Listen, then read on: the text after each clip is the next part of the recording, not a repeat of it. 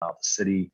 The other thing is all these are streamed live to YouTube. When we went to the digital Zoom format, we needed to make sure that we maintained the public component of this public hearing. And so we stream these to YouTube for anyone to view that would like to tune in. The last thing I need to do is just quickly read through my hearing script here. This basically just covers the procedure of the hearing, and then we'll jump right into the presentation of the applicant's case. So this is the August 11th, 2021 session of the zoning hearing examiner docket.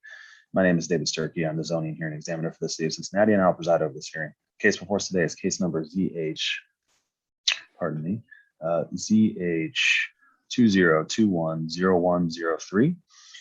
The purpose of this hearing is to allow applicants and opposing parties to testify and to offer and refute evidence of testimony. This hearing will follow the rules found in the zoning code and the supplemental rules of the zoning hearing examiner.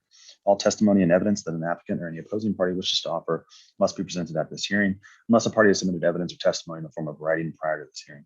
The hearing will proceed as follows. The applicant, the applicant's attorney, or the applicant's agent will first present the applicant's case. If there were anyone here from the public that wanted to testify, they would have an opportunity to testify after the applicant had presented its case. I will give Trey Sheldon, our zoning plans examiner, a chance to offer any testimony in addition to his staff report that he has provided. And then in the event that any party testifies or offers argument in opposition to this application, the applicant will have an opportunity to rebut that testimony and or argument offered in opposition. And then finally, we'll have an opportunity to make a closing statement. So for our purposes here today, I'll allow Mr. Clarsey and the Wolfs to provide any testimony, tell me about the project, any background, why they think it's appropriate to grant this variance. I'll give Trey an opportunity to weigh in, and then give you all an opportunity to make any closing statements and respond to anything that Trey has said. After all presentations have been made, I will close the hearing. Decisions may be expected within 2 weeks. I may limit or exclude any testimony that I deem irrelevant or outside the scope of the application being considered. I may interrupt any speaker to ask questions or to make any comments. I may also refuse to consider hearsay testimony. That's generally evidence you want to introduce that consists of statements made by someone who's not present at this hearing. In the event of any technical difficulties or unforeseen circumstances with our video conferencing technology, we'll do our best to troubleshoot those on the fly, but to the extent there's some sort of fatal defect with tech that doesn't allow us to meaningfully go forward with the hearing, I may continue or postpone this hearing at my discretion. Okay, great, that's it. The last thing I need to do is just swear in all of our witnesses. And so if you intend on providing any testimony here today, making any comments, asking any questions, doing anything other than just strictly observing, then you need to be sworn in. If you're not sure if you're going to say anything, you can always wait. I can swear you in before you want to say something. But if you know now that you want to be sworn in, I'd like to swear in everybody at the same time. So if that is you, if you could take yourself off mute and then raise your right hand, I need everyone to answer out loud. Do you solemnly swear the testimony you shall give will be the truth, the whole truth, and nothing but the truth? I do. I do. Okay, I do. Thanks everyone. Okay. All right, so who's going to be taking the lead for us here today on the presentation? I guess I'll go ahead and just give a summary in a nutshell of what it is that's being proposed.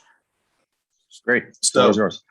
Okay, so the existing house is kind of a typical Hyde Park house, good size 3-bedroom home, which for its time when it was built, it was a house that met all the needs of most of the occupants, I'm sure, for many years. But in modern times, people desire probably additional space, additional amenities beyond what was offered back in the 1920s, 1930s. So like many owners of homes in the area, they decided that they would like to have at least another bathroom upstairs and a larger closet for the master bedroom.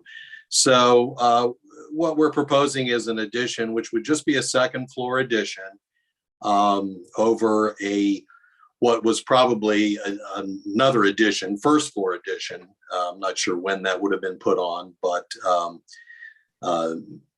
that addition pretty much kept in line with the size of the existing house.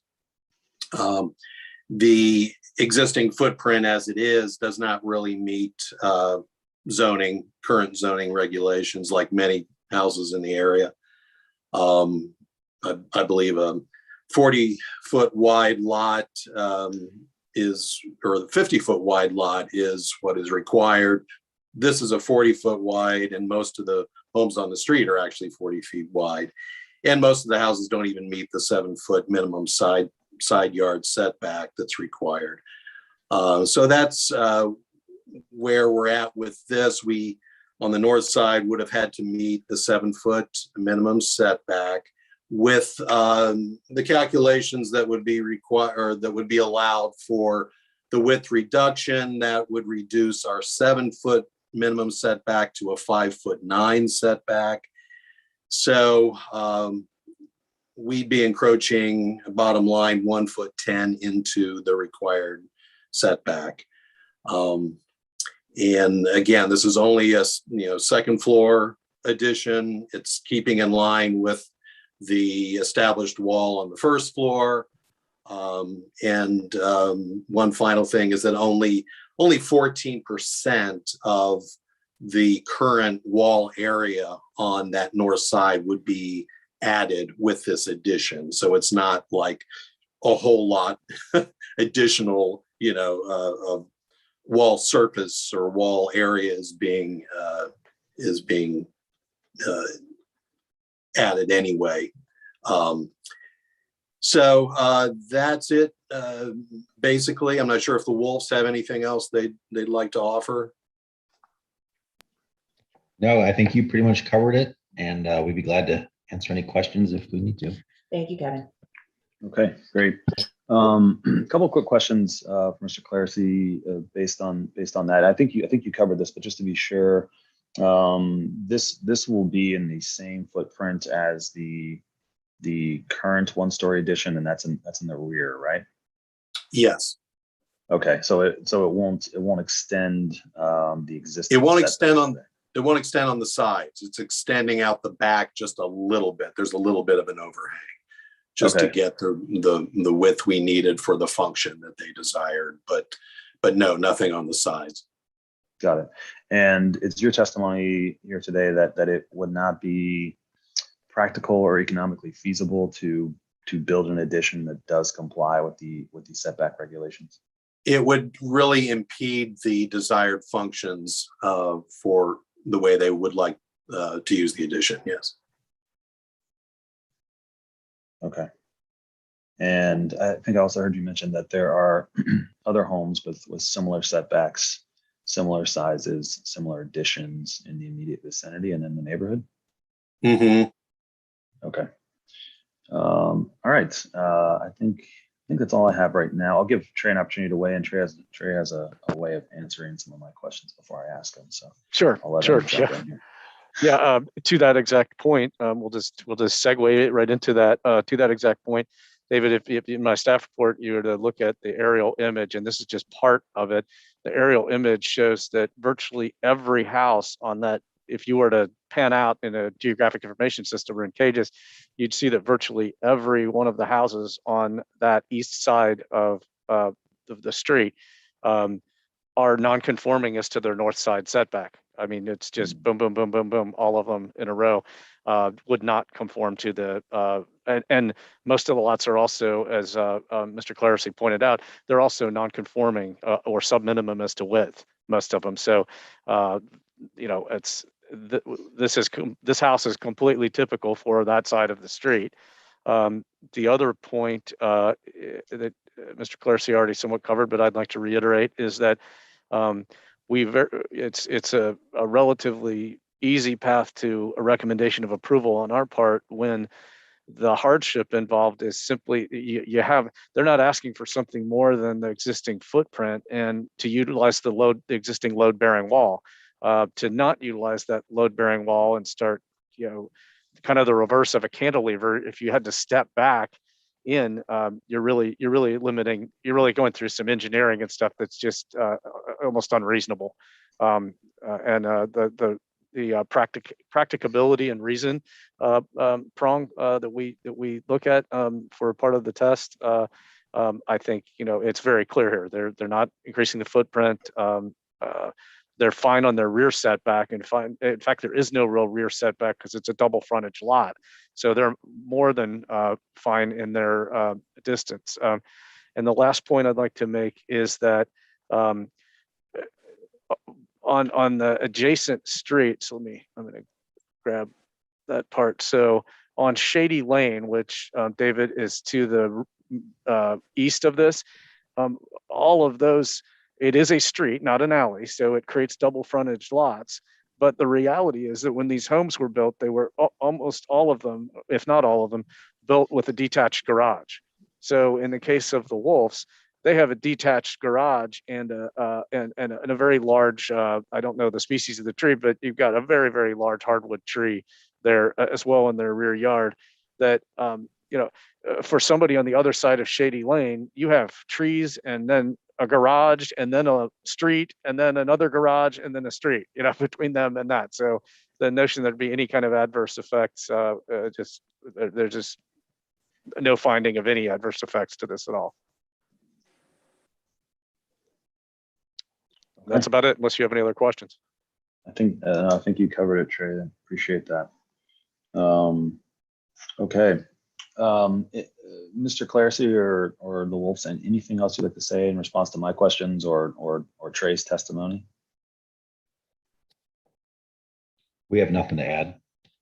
Okay. I don't believe so. Anything else in closing, Mr. Clarsey, before we adjourn here today? I don't think so. I think Okay. you said it all. Yeah. Yeah. And you don't have to. I've reviewed the application materials and I appreciate everyone's testimony. I'm going to approve this application. What typically takes me the most amount of time with these, particularly applications like this, is to actually type up my official findings, which is something I'm required to do by the code. And so that generally takes about 2 weeks. I'll do everything I can to get it to you earlier than that. Knowing that it's going to be approved, if you would like to start the process of applying for the building permits, I know that you can do that. But I don't think it'll actually get sent over to buildings to start to review those until my decision has come through. Trade, correct me if I'm wrong on that, but I'll have to. Kevin, was this a permit denial or a preliminary review denial? Preliminary review. Okay, I'm just sorry. I didn't have that in there. Usually I put, if it's a permit, I sometimes put it in my staff report, but I was trying to recall.